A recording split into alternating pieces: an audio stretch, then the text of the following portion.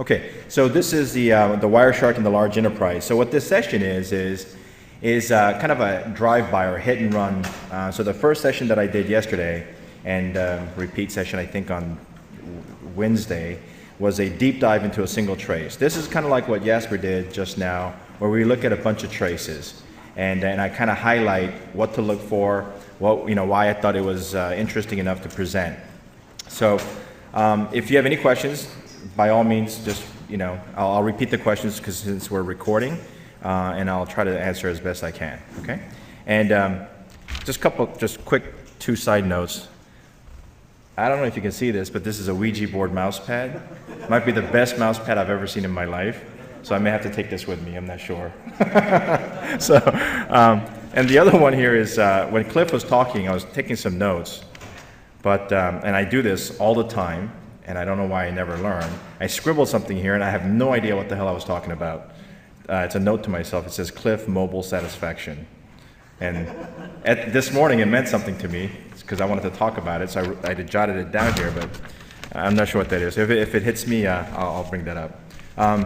And then the other thing was, this side, when Cliff was actually talking about this morning, he made a joke about how Unix is a variant of Linux, right? So some of you, I can see you're young enough, you may not know that, but it just dawned on me when I saw this sign right down here, Berkeley, where BSD came from. And when he made that joke, I said, haha, and then I said, oh, wow, this is where BSD came from. So I thought that was kind of cool. It kind of hit me. And the other thing was he mentioned rec humor funny. So I don't, back in the days when Usenet was really, really a wealth of information, right? When I used to teach classes, I used to always tell my students, go to Usenet, subscribe to some of these technical groups, and then read them. And then within about a month, you'll figure out who knows what they're talking about, who are the idiots. And then when you follow those people that are very, very good, you get about 5 years worth of experience in troubleshooting by reading Usenet. Because everybody asks questions and people answer. And and now I don't even think Usenet feeds exist anymore. But I'm proud to say that 2 of my jokes made it to Rec Humor Funny. So if you're ever bored, you can Google, I think at the time it was HBAE at primenet.com, hbay@primenet.com. And so anyway, I'm published. I got 2 jokes in Rec Humor Funny, so you can look that up. Okay, so we'll get started. So this is who I am. I work for Citi, and I have a bunch of different teams. But the one thing that Jasper mentioned that hit me, and I brought this up too, is when my team, we have these group meetings where we discuss trace files. And I, in the past, you've heard me refer to it as high bandwidth conversation. It's awesome. So just like Jasper said, if you can get a group going and have this, where you can bounce things off, it's a great learning experience because not everybody sees everything in the same way. So we do that quite a bit. So we'll get started right away. So this one isn't so technical, but this is critical. Okay, and I've been troubleshooting for years, right? And this has never failed me. So there's a game, we played in Korea, we played in the States. I think it's called radio or telephone, something like that. You tell somebody, and then you keep telling the same sentence. By the time the 10th person says it, it's completely different. I don't know how many times this has happened, but you get a problem saying, oh, this isn't working. This user is complaining about this. And when you call up that user, they'll say, well, that's not my complaint. My problem is this. So if you can, always try to get to the bottom of the problem by interviewing a power user or technical user or somebody who has direct experience with the problem. Okay, because otherwise, you're going to be chasing red herrings, and then you think you've solved it, and the user's like, that wasn't my problem. Thanks for solving it, but that wasn't my problem. And when you interview people, this is where social engineering has to come into play. You can't just go to a user and say, what's wrong? Because they'll say, my word is slow, my print job's slow, this is slow, that doesn't work, I can't surf the internet. So you have to go with the chief complaint. You have to frame the question to the problem at hand. Otherwise, it becomes like a never-ending complaint session, and you won't get to the bottom of where you're going. Okay, so I bring this up because as a troubleshooter, you have to guide the user and get them to the water, and then you get to get them to drink. But so make sure you do a little bit of social engineering to define the problem. It's amazing to me how when you get in a troubleshooting call, people want to just troubleshoot. You don't know what the problem is, but let me just troubleshoot it. Okay, so you have to define the problem. It's again, it sounds easy, but.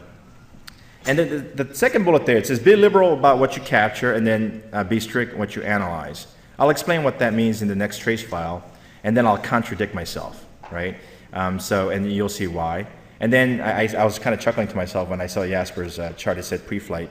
So there's a reason why pilots go through a checklist. It's because your life depends on it. You can't risk anything to mistake. And the other thing is, and I have to tell this anecdote because it's really funny, I think. So I was an infantry platoon leader. I was in the Army. And we have, like a cheap pre-flight list, we have what's called PMCS, Preventative Maintenance Checks and Services. It's actually a printout that you go through and say, okay, I checked this, I checked that, and you have to have two people doing it. The idea is one person says, check this, and then the guy does it and he checks it off. Why do you do that? Because if weapons misfire, people die, right? And if a weapon doesn't work, your friends can die. So we're very strict about that.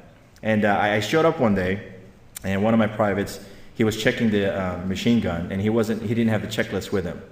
So I told him, I said, hey, so-and-so, I'm not going to say his name.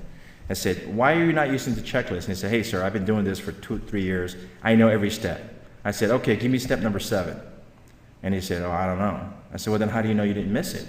Oh, I've been doing it. I said, what's number 7? I don't know. Get the checklist and do it right. So I go to lunch, we're sitting back, and now he went to another track, and he's doing the same checks and services. And of course, he didn't have his checklist with him.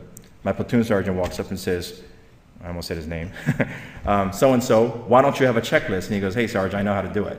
I've been doing this a long time. And my platoon sergeant says this, it's no joke, he goes, what's step number 7?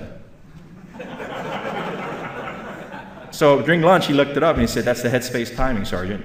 And he goes, oh, okay, well, I guess you know your stuff. Go, carry on. So, but until you're that good, have a checklist and go through it, because I guarantee you, 80% of the troubleshooting, if you develop a technique and you follow through it, you'll spot it.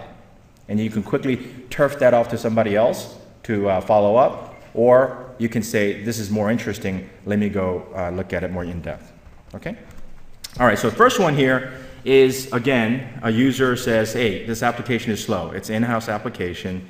And of course, the first thing you do is you rule out the usual suspects, duplex mismatch, packet loss, things like that. And here it says, be liberal in what you capture, what I just said. But then look at the next bullet. It says, be judicious because you can't analyze everything. We all want to have this ginormous packet capture that accounts for every single scenario. But oftentimes, you're capturing on a laptop. You're depending on someone else to run it. So you can't overwhelm yourself. So how do you know how to contain that? What's the right filter? And that's going to come with experience, right? Unfortunately, there's no right answer about. So if you have the luxury of having a beefy laptop with a big hard disk, try to capture everything. If not, then your experience is going to have to guide you, okay? And it comes with practice. And this is why I always say, every time you get a chance, every chance you get, do a packet capture and look at it. Because over time, you'll train your brain into looking at patterns that are not normal, okay? So this one's a very simple problem, but if you didn't have the right capture, you would never have found it. So let's take a look at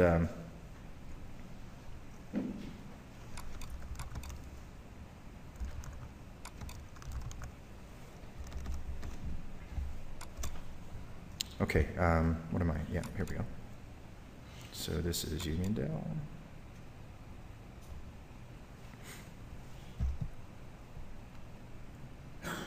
So again, this is an application is slow, and I filtered the packet capture already. So the first thing we do, of course, is, I can't stress this enough, just like Jasper said. Now, we see a couple, right? We see a previous segment lost. We see 1 retransmission. And down here, 5 out of 3,265. Probably not anything to worry about. Again, I filtered this because this was a big trace file, but I didn't want to sit here and waste 2 minutes cycling through the analysis piece.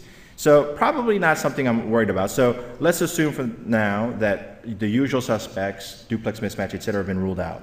So and you guys, a lot of you, I see repeat faces here. What's the next thing that I always do? I scroll through it, right? And notice I don't have colorized, but something already jumped out at me as I'm scrolling through this. Push. So why is that push bit significant when you're troubleshooting something? You're not waiting for a ankle delay to act. Yeah, so you're trying to influence TCP. You're not going to succeed 100%, but push bit means that the application is saying, hey, I'm kind of done. If you can, send this out right away. Okay? So that means there's an application layer interaction on every single one of these packets. Okay? So that's a clue that you need to kind of store into your brain and keep track of it. What else do you see here? And what do I always preach about sorting by? Deltas. So again, this delta column is delta as displayed when you set up the, right? So when you set up the column, it says you have delta, and then you have delta as time displayed, and you want to do it by displayed. So look at these huge delays, right? So I see one here, so I'm going to just go to one of them. So here's a big delta, right? 5 seconds, right? Or I'm sorry, half a second. Half a second is an eternity. I mean, we already saw 1 to 2, 3 seconds, etc. So let's take a look at this trace file to see if there's anything abnormal going on. So the first thing we do is we kind of back up. And here, because, and you'll see why, why. I always have 192.168.1.1 as the client and 10.10.10 as a server. In this case, I had to anonymize it. It's very annoying having to anonymize these packets. But I had to keep the IP number of bytes the same. So in this case, 192.168.200.200 is the server. Okay? It's not really material to this analysis. Whether it's a push or pull, it doesn't matter, right? So we kind of back up a little bit. And what do? We do sequence number analysis.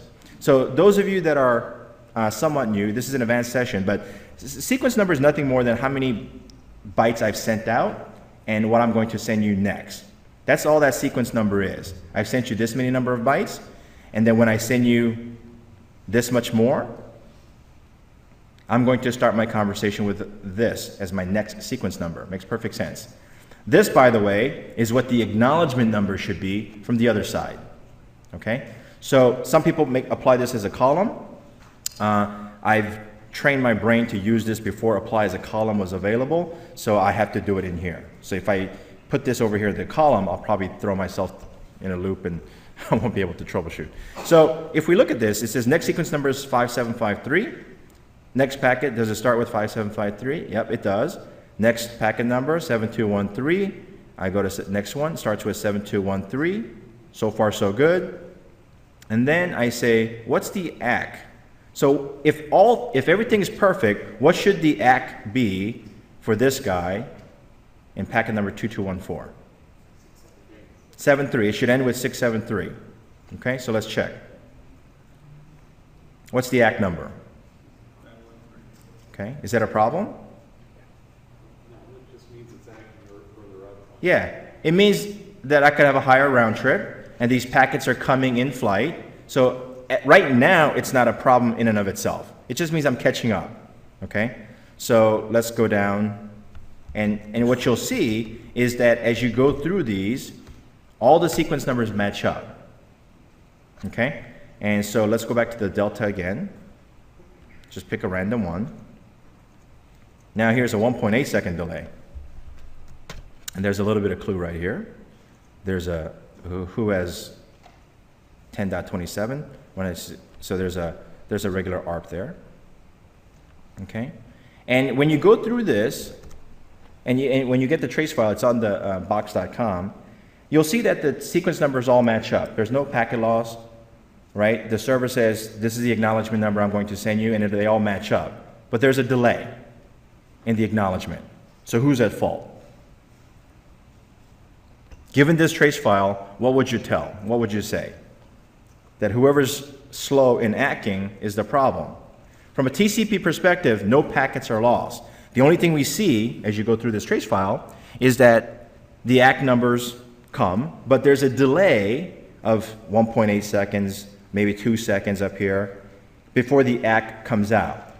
So my first thing was, okay, whoever's sending that ACK, there was no reason to spend 1.8 seconds before sending that ACK, so this must be a processing delay on the server, right?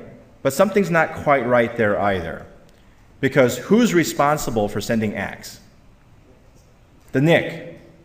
So if the CPU is 100% or completely busy, the NIC is actually doing the ACK of these packets, right?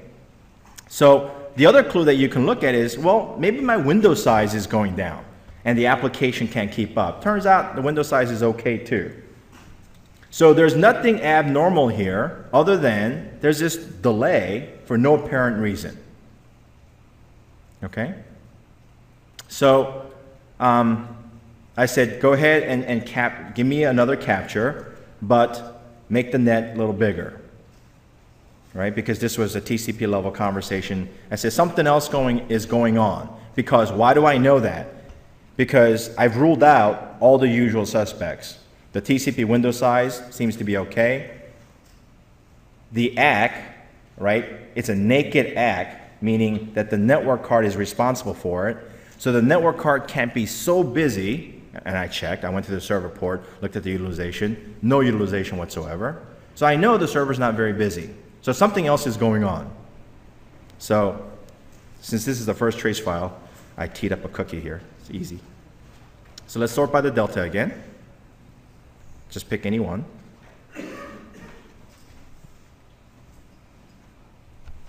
Okay. And as you scroll through here, oh, sorry.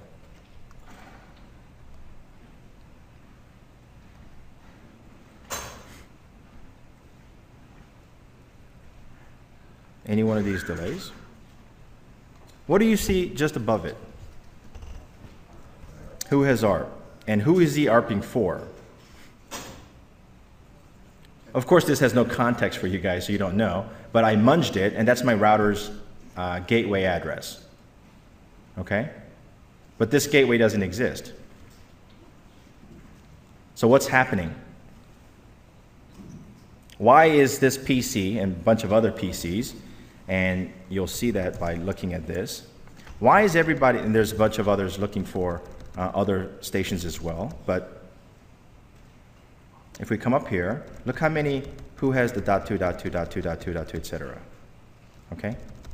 So why would all these PCs in a segment ARP for this address, which is typically reserved for gateway? Any clues? Are they getting ICMP redirects from somewhere? I'm sorry? Are they getting ICMP redirects? ICMP, they're not getting an ICMP redirect. And we can go into that in what that means, why ICMP redirect matters. Somebody typoed the DHCP server setting. So Windows will try to do discovery of dead gateways and is constantly looking for it. Because someone told it, hey, your gateway is .2 as well, but .2 is never there. So everybody's ARPing saying, who's got .2? Who's got .2? Tell me. And in doing that, the PCs themselves were busy, okay, trying to look for this non-existent gateway, and so it was delayed in taking care of its TCP duties because the process was looking for a gateway that didn't exist. Okay, so this is actually a pretty simple trace file to catch, because if you had this entire trace file and you sorted by the delta, you would have seen that every time there's a high latency, high delta, there's ARP surrounding it, and you would have seen that .2, which is 1, 2, 3, and 4 are reserved for our gateway and physical address on a router. You'll know that because it's your network, and you'll say, wait a minute, that doesn't look right. Let's check the DHCP scope. Okay? Any questions? So the moral of the story in this one is that if you had captured at the TCP level or even the port level, you will not have captured all this other stuff going on. Okay? So you have to make sure you go back and say, all right, but how did I know to go back to say cast a bigger net? Because I've ruled out things that are usual suspects, so it must be something that's not in the trace itself. It has to be, because the trace file looked absolutely normal to me, okay? So there's always a reason why things are abnormal. If you rule them out, then the trace is no good. You have to go take the trace again, okay?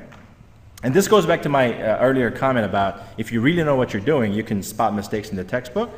When you get very good at reading trace files and you say this trace file is absolutely normal except for the mysterious delay, right, and you ruled out the server as being a culprit or the PC, then you know that the trace file must be incorrect. Well, you don't know for sure, but you know, you have an idea, okay? So this one was a kind of easy one. Any questions so far? So you said the gateway itself is not assigned to the PC, right? Because it didn't exist. There was no .2 there. But how come the applications are slow then? How come Oh, because there's the gateway detection. So the Windows will find, oh, I do have a gateway, but the scope told me .2 is a gateway too, but he's not responding. Let me periodically go see if he's available. Okay, so there's dead gateway detection built into Windows. So that's a default behavior in Windows. Okay? Okay. So this was an interesting experience. Why? Because I'm network engineering and BGP's timing out. And when BGP's timing out, we jump all over that because it's our domain, right? If BGP times out, no one to blame but us. So this is a remote location. BGP's dropping every once in a while. Operations, the NOC guys, are having an issue accessing routers. You type a command, it's laggy, right? Everyone's experienced that, right? So how many of you used to do router changes? Any? You ever like type a command and it becomes non-responsive and you're thinking, please come back, please come back, please come back. Right? We've all done it. Or the rookie mistake, you're modifying access lists even though you're not supposed to be, and you type the command and all of a sudden you don't have access to the routers, right? So, you know, if you have to do it, reload in 30 is your friend. So if you're making changes, do reload in 30, okay? And you're telling iOS, reboot in 30 minutes. So you can do your change. If you lock yourself out, no big deal. It'll reboot. Hopefully you save the config prior to making those changes, and then it'll come back to you, okay? Back in the old days, we used to configure LAT or X25 because we needed them, and then it was point to point, so you could always jump across using LAT or X25. But now it's just IP, so you have to be, you know, you just got to make sure you either have out of band or reload in 30. So when I got the call saying that this remote location is having a problem, I said, no problem. It's probably the router being busy, right, for some reason. That's why BGP is dropping. That's why the router's sluggish when you're typing commands. Makes perfect sense, right? So you jump at the most likely scenario. So we jumped on the router and we typed the typical commands that everybody types when you're troubleshooting CPU. Show proc CPU exclude 0.00, because I don't want to see 5 pages worth of processes that are not tying up CPU. So, and again, this is Cisco syntax, but you know, 95% of you probably use Cisco. So there's a show proc CPU sorted. That's nice. You can put like 1 minute, 5 minute. That's kind of like your top command. And also in the 6500 world with large enough access list, you have to be worried about TCAM. That's a ternary CAM. And it turns out that there's a finite amount of address used for things like access list, policy-based routing, multicast, and if you run out of that, the router can blow up. And so if you look at this white paper, they'll give you some commands like show FM summary, show TCAM, etc., and it gives you clues to what counters to look for outside of the scope of this class, but these are very good commands to get used to when you're troubleshooting your network. Okay, because it directly impacts the router. Okay, so again, the third bullet there, I already went over that, right? BGP, router sluggish. Of course, it's got to be CPU. So we jumped on. CPU is fine. You do a show proc CPU history, pretty much zeros across the board. So what else is causing the BGP to drop? Well, then the next thing you always do is you blame the carrier. Right? Because it's easy. And so we started to, but something didn't sit right with me. I said, I don't know, this, you know, users are not complaining. Applications are fine. The only people complaining are people who are supposed to monitor the router. They're the only ones complaining, right? So something odd is going on. So when in doubt, do packet capture. So we did that. So I say, show me, give me a packet capture of the problem.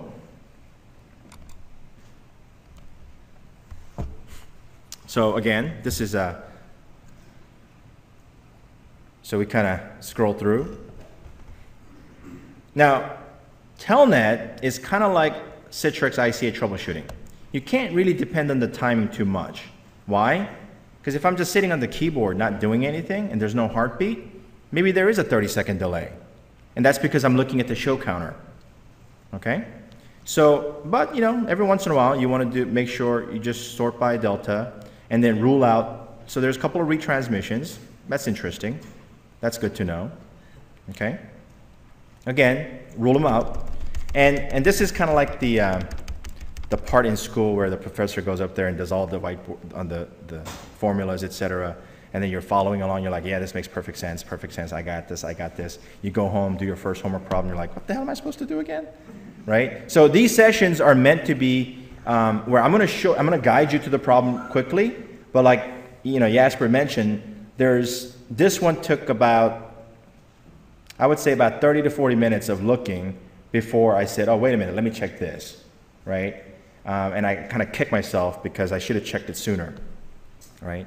So one of the things, and I'll give you a clue, is this is an MPLS network. Okay, we're going across an MPLS network. And what can the carrier influence that might affect your traffic? QoS. So when you're troubleshooting an MPLS problem, QoS should be top of your list. Why? Because you pay for a certain class, right? You map, you agree on how you're going to map to the carrier's class, right? Because you may have 15 QoS models, but the carrier may only support 4. So you have to condense your list into their QoS model and then pop it back out on the other side. Okay? It's kind of like that multicast where you can have one address representing a bunch of, you know, there's overlap. So QoS is kind of like that. So one of the things that I do now often is I apply this as a column. Okay? And it's a little annoying because QoS values can be seen as class of service, as TOS, type of service, or DSCP. It can be done in hex, it can be done in decimal, right? So it's a good idea to get used to what your equipment expects, okay? Cisco routers don't know about DHCP values. They want TOS, which is equivalent to a DHCP. It's just mapped differently and called differently. But you may want decimal, you may want hex. So a lot of people, so what do we see here instantly when you scroll down? And I added the DHCP column. It's all the same number. Same number in direction, right? So Telnet traffic should definitely belong in default 0. But look what happens. So 192 is network, my NOC guys. The 10 dot is my router. What's the reply going in as? C6, CS6. Okay. Why is it being mapped to CS6? So CS6 is our routing protocol class. In City, we define CS6 as routing update. It's the interpack. It's dedicated for things like OSPF and BGP. Okay? So it turns out that the carrier had a CS6 too small, right? Because we didn't check that. So they rate limited CS6. So every once in a while, when there was a large BGP event, it would time out because we were starving that queue. And your Cisco routers tags by default, it's updates, it's called interpack, and I'm pretty sure it's by default CS6, okay, when you enable QoS. And by mistake, purely by mistake, the carrier was dumping our telnet traffic into that same queue. So then it matched, you know, the problem description perfectly. The BGP is timing out because CS6 class was being starved. My telnet was being remapped into that same class, so it was sluggish. It wasn't sluggish. The router was fine, okay? What seemed like it was sluggish was because there was packet loss and congestion in that class. Okay? Does that make sense? So sometimes you have to get lucky, but sometimes you have to know your network and say, okay, let's think about this logically. MPLS, what can they do to your packet that might influence it? And someone right away said QoS. So next time you're troubleshooting something going across MPLS, pay attention to that DSCP. It used to be no one cared about DSCP, no one used a TOS, right, or class of service. But they kept adding features to it, and now it's critical. DHCP is a critical part of any modern day network, and you have to pay attention. Okay? And I would recommend getting a chart that maps the different TOS values to DSCP values between decimal and hex. You can Google for it, there's a million of them. So that, you know, at 3 in the morning, you're like, is it 192? No, wait, is it hex? Is it octal? Is it, right? So, so have that chart so you can reference it quickly and figure it out, okay? So lesson learned here is when you're troubleshooting something across MPLS, make sure you use the DHCP field and expose it, okay? Even, yeah, question? Did you get a trace on the BGP too? Yeah, actually, I wanted to, and I actually have another probe that does QoS checking, but before we could, the carrier was on the call with us as I was troubleshooting kind of live, and I said, oh, wait a minute, I think I got the CS6, and then they're like, oh, we got the CS6 rate limited, and let me go fix it, and I didn't have time to slow them down to validate, but yeah. Okay? Okay, so this is the second year in a row I've done a DSCP-related oddball problem. Okay, last year I did one where the carriers were throwing away packets because PuTTY marked it with a random DSCP number. Okay, and the carrier just threw it out because it was non-standard. Okay, any questions about? So again, it seems it only took us what, 2 minutes to figure this out? But when you're looking at this 2 in the morning or 1 in the morning, it may not be so readily apparent. Okay, but it would be if you follow a checklist and look for deltas, delays, and add the DHCP, right? Anybody can see this and instantly say, wait a minute, this can't be right. I can't have multiple values here for the same app. As a side note, what do you use to anonymize your data? What do I use to measure? To anonymize your data. Oh, I use, it's a pain in the butt. I use BitTwisty. So there's a product called, it's an open source product called BitTwisty. So there's 2 versions of BitTwisty. Unfortunately, one ends with the E for edit, I think, and the other one is just BitTwist. But BitTwisty allows you to change source destination, ARP, ICMP, and it goes in there and it changes. You can do time frame changes, etc. And so you can use BitTwisty, okay? Also though, you have to resort to using hex editor. Until Jasper writes that anonymizing tool that he's been promising me. Yeah, I know you're watching this, Jasper. Get going on that tool. So the problem is that some, like ARP, for example, ARP will fix it, but like ICMP headers, right? If you ever capture an ICMP packet, the original header is inside. Okay, and these tools don't take that into consideration. So sometimes you have no choice but to use a hex editor and do a search and replace. And that's why I actually said in my previous one, I said, you know, usually I put 10.10.10.10, but in the other one, because the ARP, I had to actually munge it with the hex editor. So I had to keep the number of bytes the same. Okay? Okay, so any questions so far? All right, so this one's, so that one was kind of easy again. Again, it's all easy when someone shows you the answer, but the idea here is develop a methodology so you can repeat it over and over, and I'm telling you, 80% of your troubles can be filtered out very, very quickly, okay? So the next one. This one is it got escalated up to me, and users been living with this problem for months. So by the time we got it, it became like super hot. You know, everybody, it's got to get solved right away. And that's the bad part. And earlier I said it's good because all the usual problems get filtered out and we don't get bothered with it. But sometimes when it comes up to us, it's been hanging out there for so long that people are really upset. So you have to try and figure things out very, very quickly. Okay, so that's the kind of the bad part. So this is a problem where the application takes forever to load. It's very, very slow. Again, the usual problems, right? So when an app is slow in loading, what are some of the usual problems that we can rule out and identify looking at the packet trace or other tools that you have? Server port. Port, duplex mismatch, right? Again, very common to this day. What else? So think about this checklist, and when you're latency, why is latency important? Because if your TCP window size is not large enough, you're going to get killed with latency, okay? And I've had multiple sessions previously that talk about that. So you got to be aware of latency, round trip, TCP window size. Are you doing window scaling, right? Do you have packet loss? Do you have packets that are coming in out of order? Do you have resets? Okay, are you using SAC? Okay, and Jasper actually alluded to it, but be careful about using reset as a problem indicator, because Internet Explorer actually uses, in SSL sessions, resets to close down connections. So if it's a browser-based SSL app and it's using Internet Explorer, don't go by reset as being a problem, okay?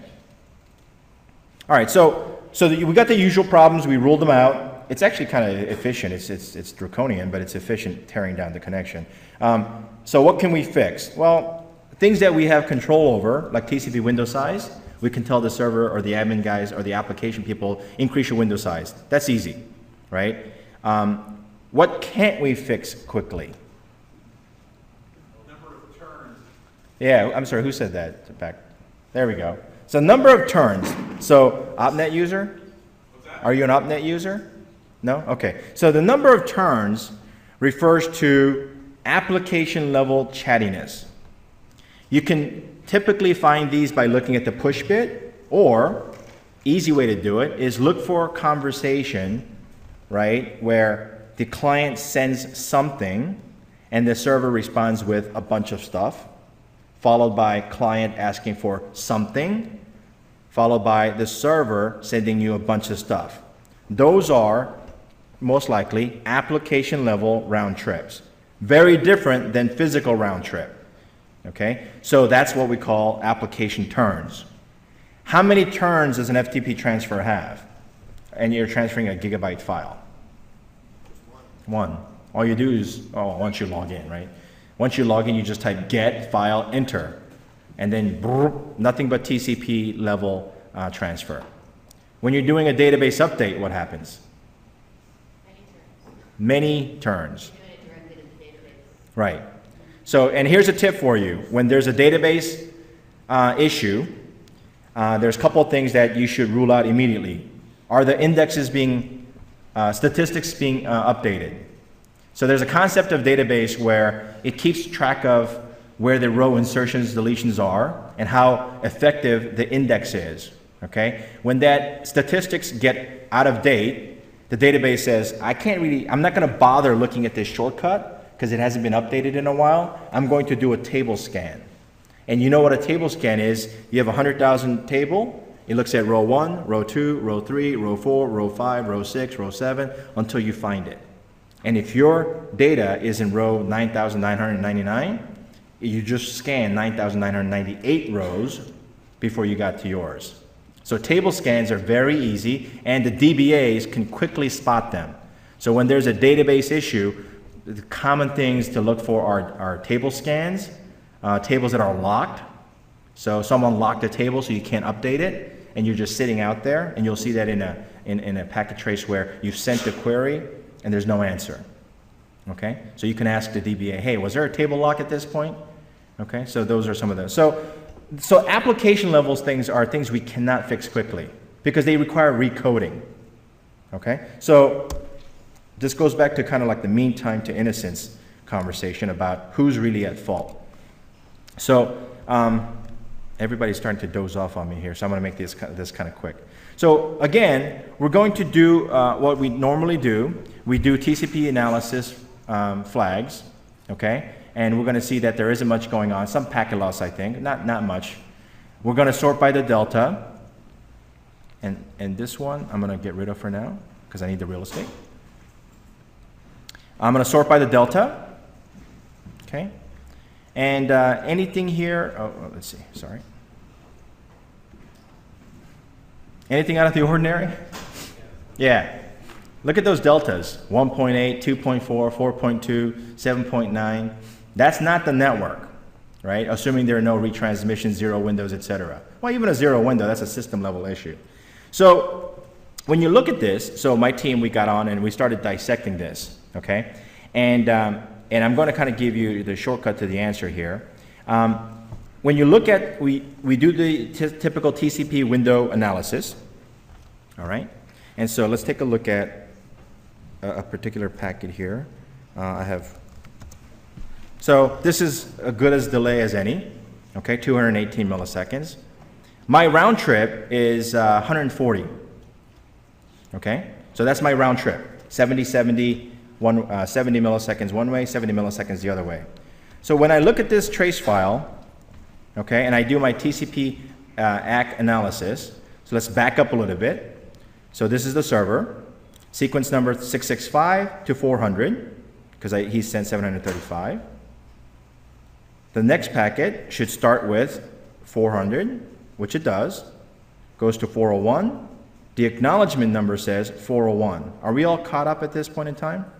We did. What we just did right there is in-flight number of bytes analysis.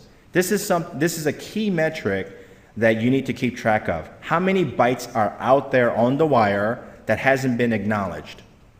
Okay? Because if you only have a tiny amount out there, you're not using your bandwidth to its fullest. If you constantly have 100K out there, that's not too bad, right? Because that means you have 100,000 bytes out there waiting to get acknowledged, and you're pushing your...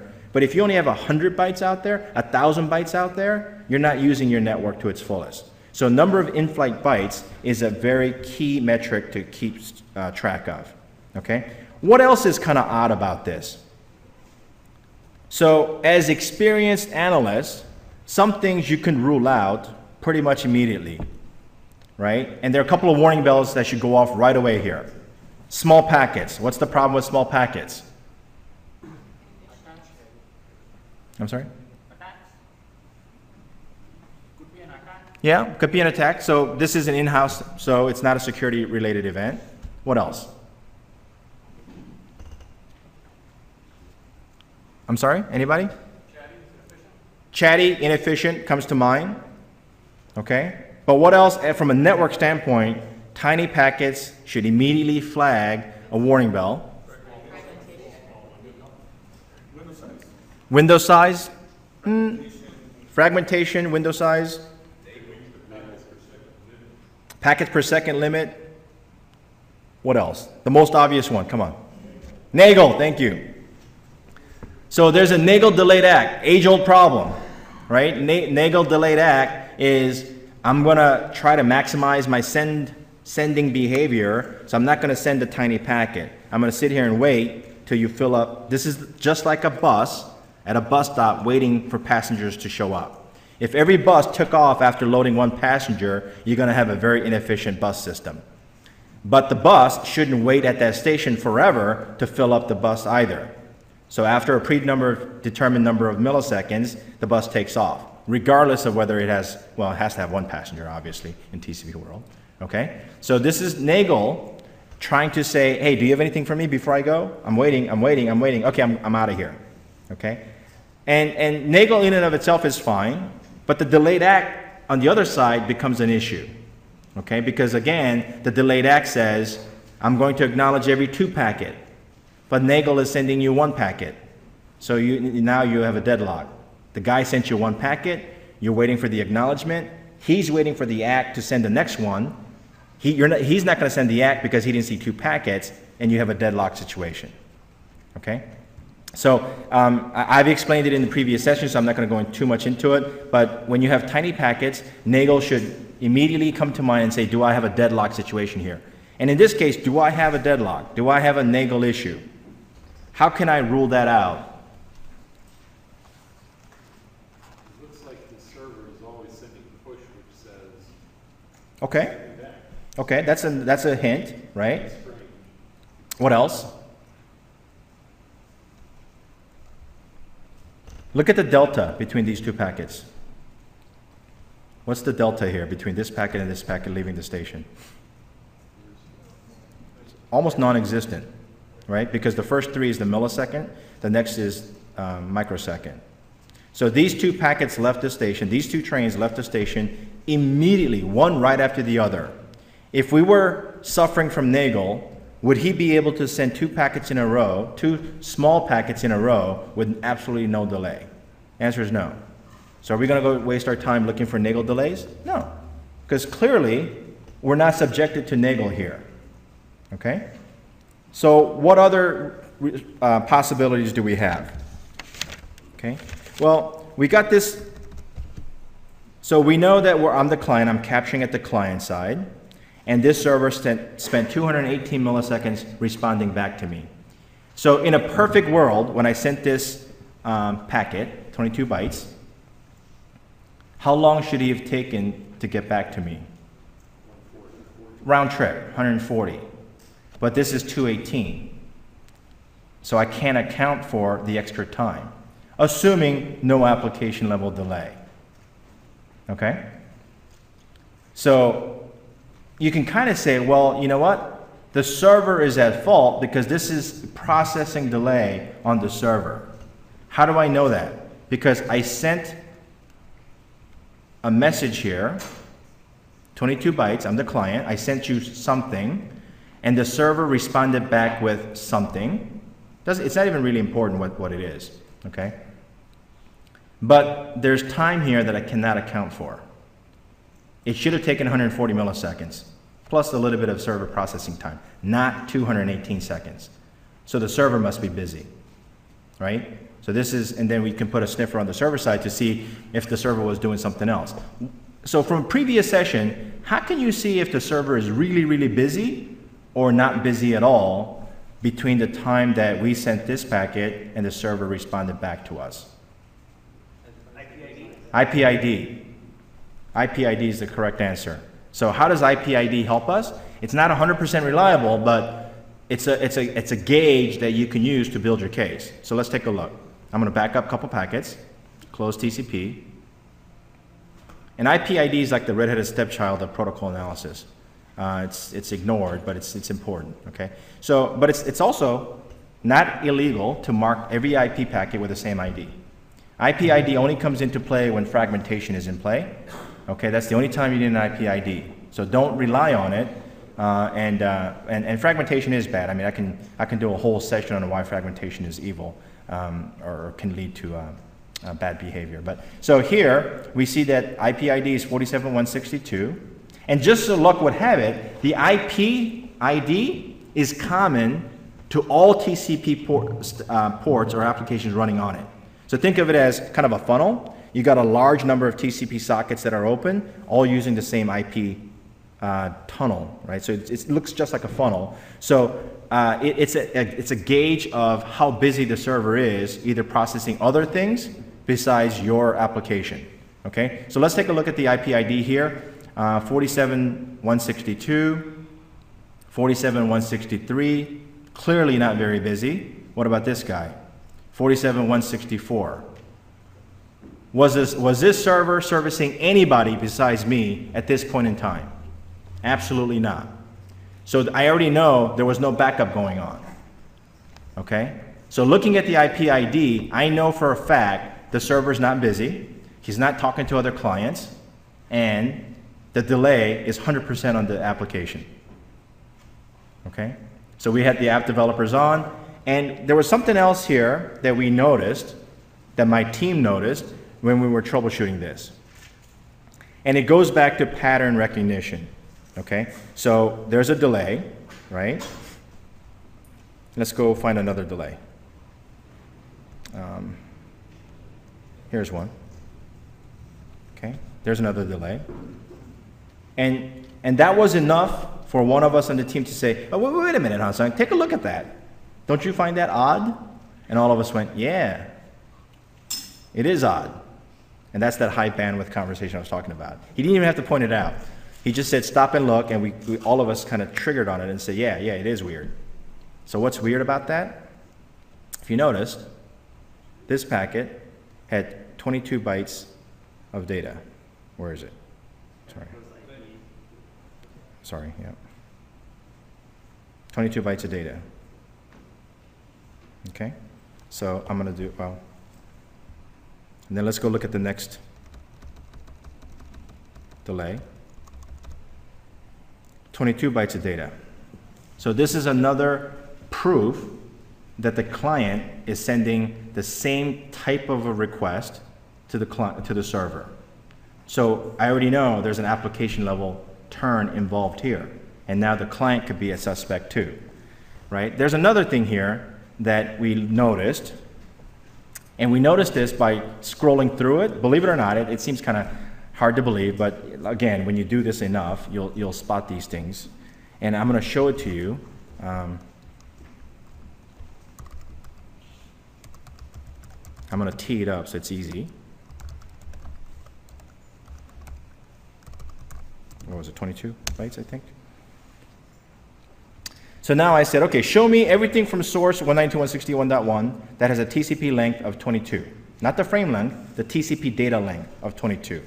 Okay? And remember, these guys all had the delta preceding this packet. So because there was a delta preceding this packet is of interest to us.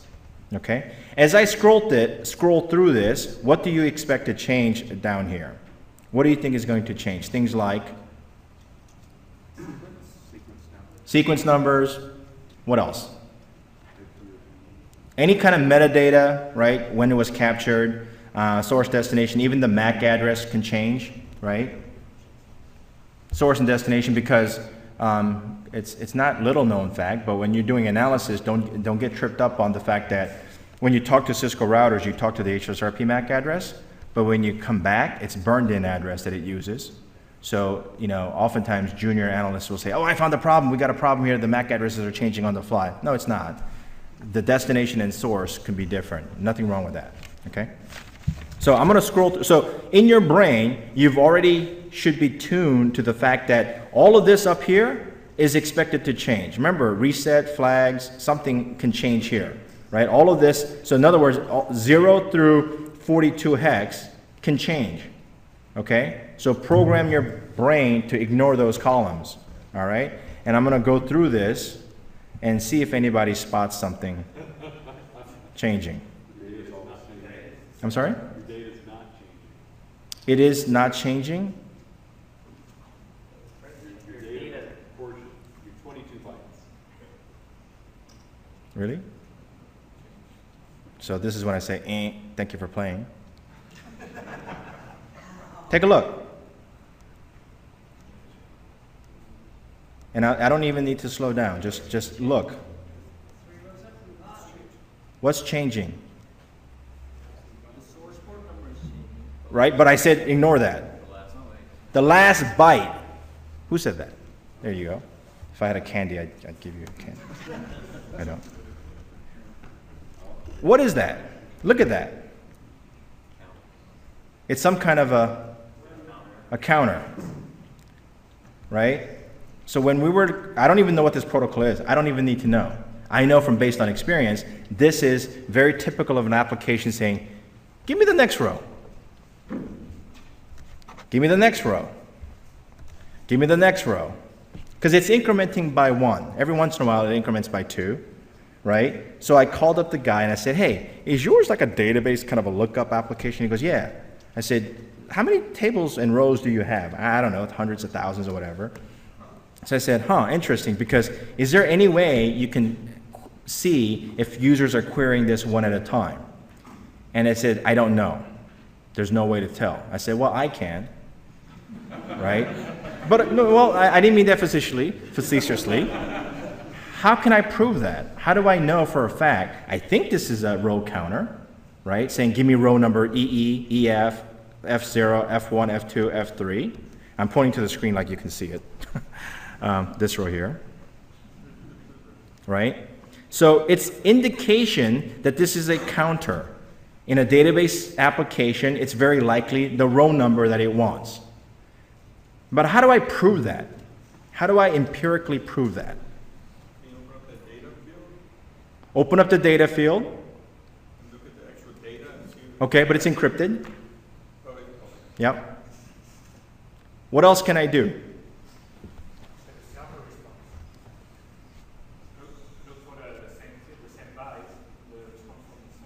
Okay, look for, so I said the answer was look for the number of bytes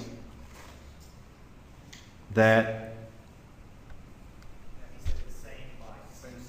same size? Row ID, okay. What else? You guys are overthinking this problem. If someone's carrying, let me see, how do I put this? If someone's carrying a sack of potatoes and you want to count the potatoes, what do? You count the potatoes. If I'm asking him, does your database have this row and do you transfer this much data per row? And he says, I don't know. What can you do? Look at the row. Because every time you generate one of these 22-byte packets, what does the server do?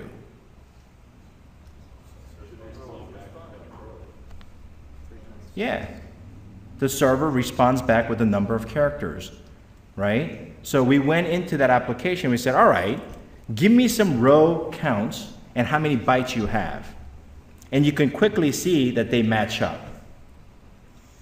Because every bit in between this 88 counter, this row had 260, followed by 527, followed by 1.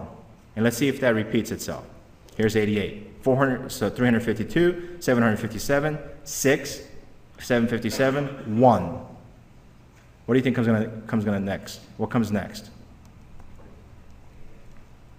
88, after some X. So this 1 is kind of like a delimiter from the other side. Where'd it go? Okay.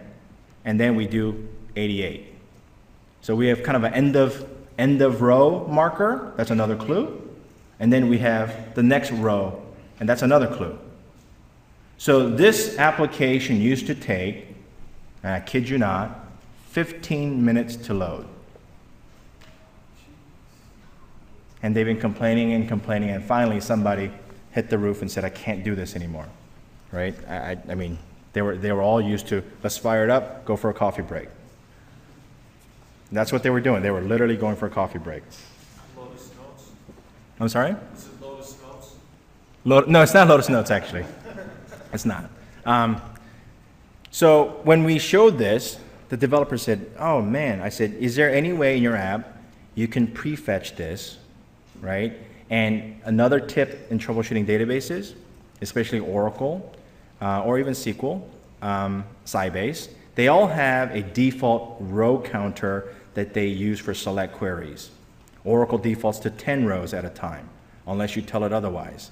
So if you're fetching a 100,000 row database, and you fetch it 10 rows at a time, how many round trips does it take to do that? A lot. Divide 100,000 by 10. Okay?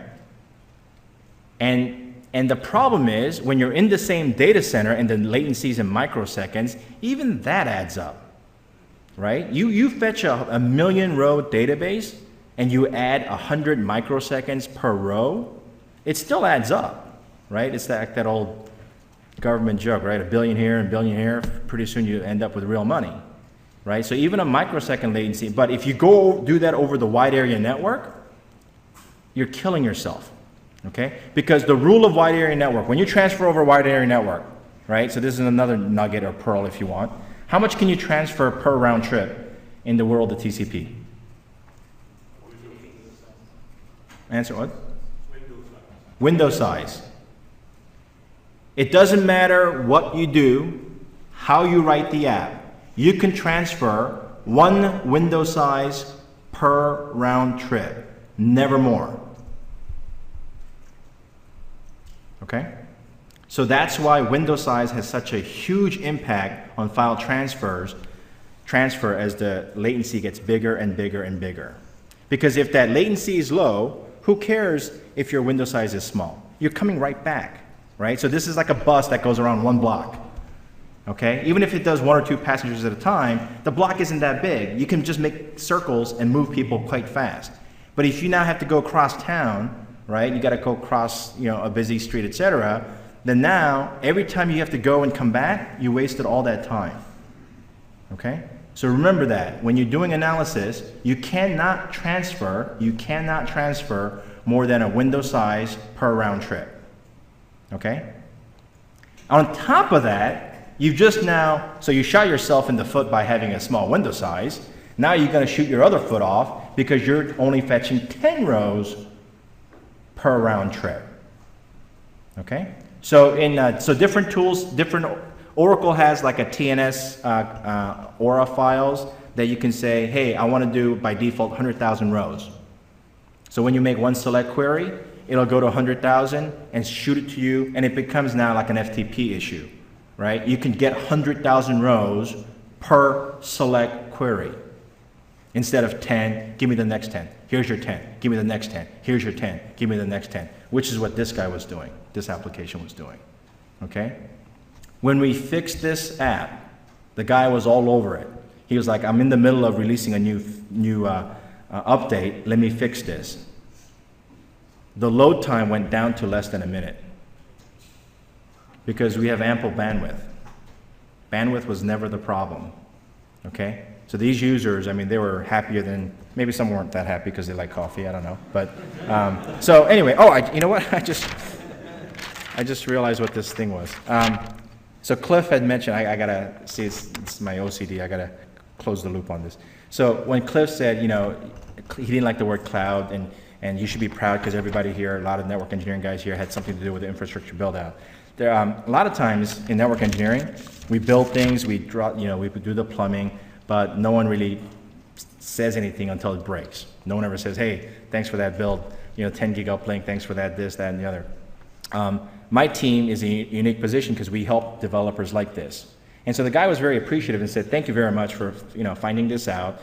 I'm sorry we blamed you, but, you know, this is great. And as a result of this, he's going to do pre-production testing with us, right, so that we can check it out before they get too far into the build process. Well, I don't know if you guys seen that Citibank commercial where you can, you know, the typical take a picture of the check, right? So guess who fixed that? This guy. No, what happened was, and I don't usually sit up here and talk about stuff like this, but they came to us and they said, we're about a week away from releasing it. We took it out of the lab for the first time and nothing works. And so when everything works in a confined, localized lab, but it doesn't work, what's typically the problem? Everything that I just talked about, round trip, window size, right? And so if everything works beautifully, but if you put distance and it doesn't work anymore, it's almost always window size and latency, right? Because that's the only thing that changed, is latency and window size, right? If the application is chatty, you have no hope. So when I looked at this trace, I said, oh, yeah, in less than a minute, I said, oh, this is fixable. Because I see a lot of data coming, but you're asking, you know, so it's a window size problem. So once we fixed the window size, we were able to, so every time my kids, when they see that commercial, they turn around and goes, hey, didn't you fix that? And I say, yeah, I did. That's why I wrote this down here, because Cliff said, take pride in what you build. And you know, a lot of times we don't stop to smell the roses, so, and we should. Okay, so how much time do I have? It's 10 minutes. Okay, so I'm going to make this one quick because this is important. So this one is sometimes we live in an imperfect world, and we have to do what we have to do with what we got, okay? And this is services as software, no, software as a service, whatever that. So this is web hosting, all right? Everything's web hosting to me. Cloud, just a big web hosting. So it's an application that we're using a third-party provider for. We're updating our own, ironically, our ticketing system to them, and it's slow, right? And so, you know, of course, every time it was a joke of, you know, open a ticket, well, I can't because it's too slow. And so they came to us and said, the vendor says the network is broken because they see retransmissions and they think it's a network issue. And I said, well, maybe. Let me go take a look. So I said, let's do a packet capture, right? Packets don't lie. So we did that. And I want to go over this because this is important. So first thing first, what's wrong with this trace? It's one way. It's a TCP app, so it can't be one way. So our packet capture was incorrect. So what do? Throw up your hands and say, no, I quit? No, it's a little annoying, but you can still do a lot of analysis. And this is what I used and my team used to figure out what's wrong with this application, right? And how do we do that? Because we apply the same logic, a little bit more annoying because you're only seeing one side, but TCP is inherently two-way feedback. There's sequence number, ACK, okay? I don't care that I didn't see this packet go out because I can derive that information from the ACKs that I get back. If I don't see the ACK, and I only see the data going out, it's okay. Because as long as I keep sending, I know the ACKs must be coming. Because eventually, if the ACKs are not coming, my window size is full and I can't send anymore. Okay? So the first thing you see here is I don't even have to sort by delta. What's the problem? You gotta, my hearing's not that great, so you gotta. There's delays all over the place. Sure enough, there's a 4-second delay right here. Okay, so of course you can say, oh, it's an application delay. Are there any packet losses, etc.? So you do the TCP analysis.flags. Not that there were some, I think. Okay, but it wasn't that many. So let's go to one packet here. So we have a 5.5-second delay here. So what do I know about this packet?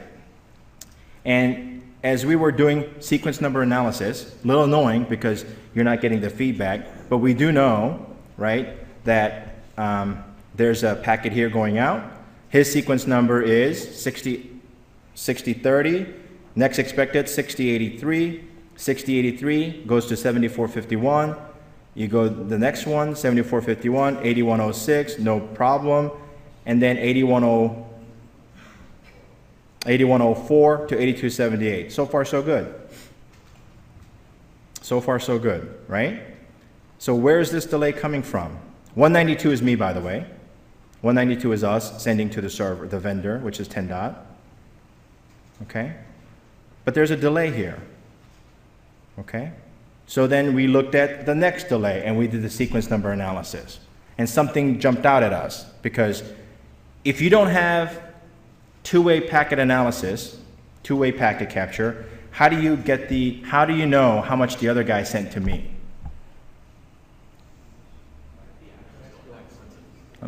ACK, right? Because I can't really see what 10 is sending to me, right? But how do I know if the 10 dot server is sending me something or not? Because my ACK's gonna go up, okay? So let's go back, rewind a few. So here the ACK number is 7361, 7361. So far he hasn't sent me anything. 7361, so far he hasn't sent me anything. It went up. Okay? So think about what just happened. I'm sitting here and I'm sending him stuff. My ACK number does not go up here. My ACK number does not go up when I go to the next packet. But my ACK number does go up when there's a delay. So what likely happened here? The server was delayed in sending me something. Okay? Then we went a little further. So what's the difference between this ACK and this ACK? Because I never do this by head anymore, in my head. 8278, enter. 7361 minus 917 bytes. Means nothing to me, right? 917 bytes, who cares? But let's look at another delay. Here's one. So my ACK number here is going up, and this one to this one. Wait, is this the one? Yeah, or this one, doesn't matter. So let's look at the ACK here. Here to here, right? Did my ACK go up? It did not go up. Or did it go up? Let's see. No. 9306, so this is different, a little slightly different. Here's one, right? So when you sort by this delta and you go through these delays, you're going to see that there's 917 bytes that the other server is sending to me, and it's always causing a delay. So what can we assume is happening? the server has to create this 917 byte message and give it to us, and that process is always delayed. So we went back to the application guys and said, look, somewhere in your source code, or whatever your app is doing, it sends 917 bytes of message to us, and it's always being delayed. And it's a database update of some sort, they said, because we're giving them tickets to queue up. So what did I say about databases? Things to look for in a database are table scans, right? So this was an inefficient database that didn't have, I think they were holding on to the transaction log too long, and it would commit it, and it would take 4 or 5 seconds per commit. So the database was busy because they weren't truncating and committing fast enough. They were letting the table go grow, and then try to snap and transaction log tries to get saved, causes a delay, and then the database goes back to work. Okay, and because we're not the only customer, it's obviously very busy. That's what was it, the delay was. So we kind of pointed them to an application level. It has 917 bytes involved, and once we found that it's a database, we said, okay, take a look at these things, table logs, update statistics. And they said, oh, look, we're doing a transaction log every time there's slowness. So once they did it where they're writing more quickly, problem went away, okay? So here, even though the packet analysis or the packet trace is one way, you can still gain a lot of information because it's a two-way communication. You just have to coax it out of that trace file, okay? And the thing here that I said about Occam's razor is that the 917 byte, so Occam's razor says, you know, given two choices, the simplest one is always the right answer, right? That's Occam's razor. So when you don't go looking for the most esoteric things, if it's a database, look for things like update statistics, transaction logs, table logs, etc. Okay? And once the DBA hears that, they'll investigate, and more often than not, that's going to be your problem. Okay? One final note. Jasper went about Citrix troubleshooting, and he's absolutely right, it's a pain in the butt. The one thing you want to search for and look up in Google if you're having Citrix issue is Citrix has white paper on how to increase kind of like Citrix window scaling, right? So it turns out, don't use RDP from overseas locations. RDP has a limitation on like 32K of data per round trip. So RDP is horrible over wide area network. Don't use it. It's very inefficient. Citrix can go up to 64, but there's a Citrix server setting where they can kind of do window scaling at the Citrix level. Okay, and if you increase that, you can send. So if it's a very graphic intensive application, you can increase Citrix's built-in window size, if you will, right? And Citrix has a white paper on that. Okay. All right, that's it. I know this is kind of fast and furious, but again, when you go through these traces, don't worry about the solution that I provided, because I gave you the solution. Focus in on how we got there and what methodology you should develop to get there. Okay? And I guarantee you, 80% of the time, you're going to nail it right away. Okay? All right, thank you.